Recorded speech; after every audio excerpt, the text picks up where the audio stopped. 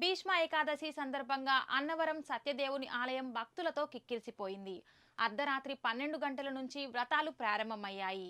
ఇప్పటికే 9,000 వ్రతాలు పూర్తయ్యాయని, సాయంత్రానికి 14,000 దాటొచ్చని అధికారులు చెబుతున్నారు. దేవస్థానం ఏర్పాట్లపై భక్తులు హర్షం వ్యక్తం చేస్తున్నారు.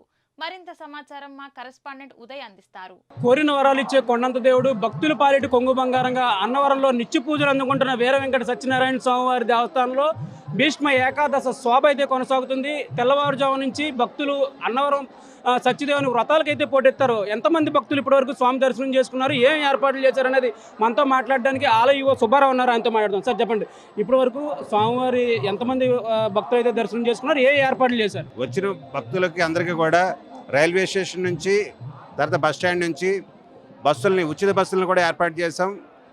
తర్వాత దేవస్థానానికి వచ్చిన తర్వాత వారికి పడమర రాజగోపురం దగ్గర నుండి వేరు ఏర్పాట్లు 300 రూపాయలు, 1000 రూపాయలు, 1500 రూపాయలు, 2000 రూపాయలు వ్రత టికెట్లు వారందరికీ కూడా వేరువేరుగా మార్గాలను ఏర్పాటు చేయడం జరిగింది.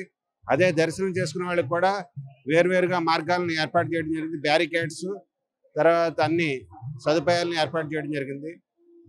అదేవిధంగా వచ్చినటువంటి వృద్ధులకి, వికలాంగులకి లిఫ్ట్ సౌకర్యాన్ని ఏర్పాటు చేయడం జరిగింది దర్శన నిమిత్తం.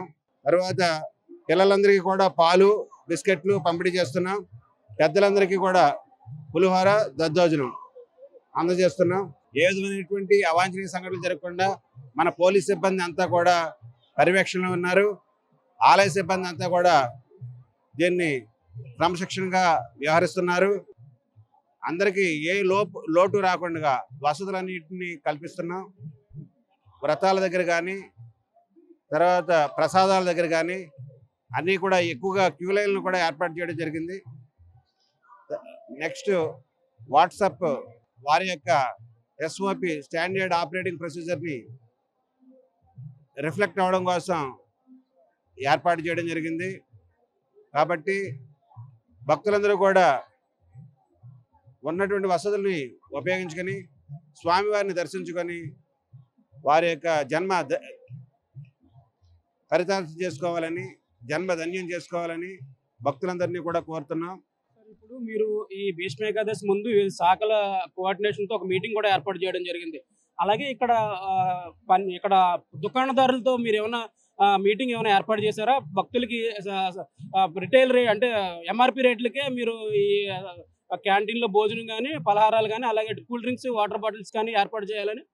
కూల్ డ్రింక్స్, తర్వాత మిగతా పదార్థాలు కొనుక్కోవడానికి ఇక్కడ స్టాల్స్ని ఏర్పాటు చేయడం జరిగింది. అవన్నీ కూడా ప్రైవేట్ స్టాల్స్. ఆ ప్రైవేట్ స్టాల్స్ కూడా నిర్ణీతమైనటువంటి ధరలు అమ్ముకునేలా మేము చర్యలు తీసుకుంటున్నాం.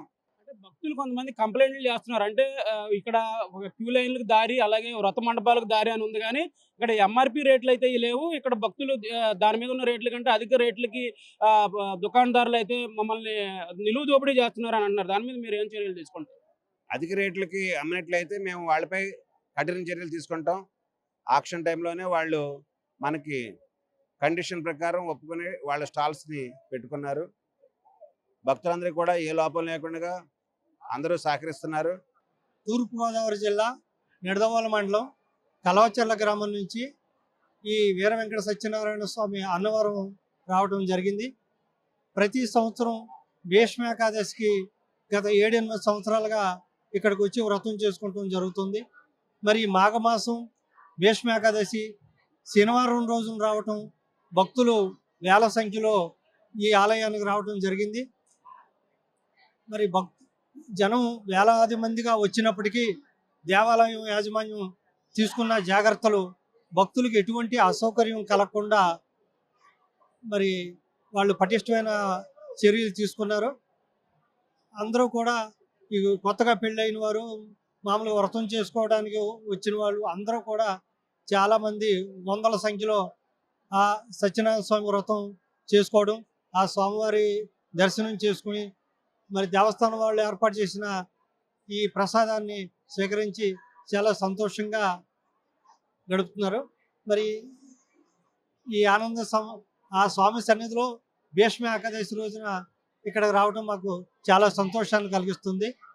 తెల్లవారుజామున 12 గంటల నుంచి వ్రతాలు ప్రారంభమైన కార్యనిర్వహణాధికారి చెప్తున్నారు. తెల్లవారుజామున 2 గంటల నుంచి స్వామి సర్వదర్శనాలు ప్రారంభమయ్యాయని కూడా చెప్తున్నారు.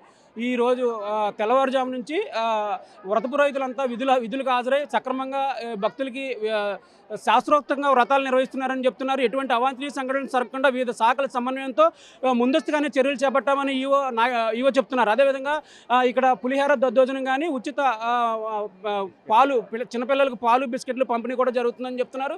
పులిహార దద్దోజనంతో పాటు ఉచిత బస్ సర్వీస్ కూడా భక్తులు ఏర్పాట్లు చేశామని చెప్తున్నారు. ఈ సదుపాయాలన్నీ వినియోగించుకుని భక్తులు స్వామివారి దర్శనాలు చేసుకుని స్వామివారి కృపా కటాక్షాలు అయితే పొందగలుగుతారని ఆయన ఆశాభావం వ్యక్తం చేస్తున్నారు. మెగా న్యూస్ కోసం వీడియో జర్నలిస్ట్ దొరబాబుతో ఉదయ్ అన్నవరం నుంచి.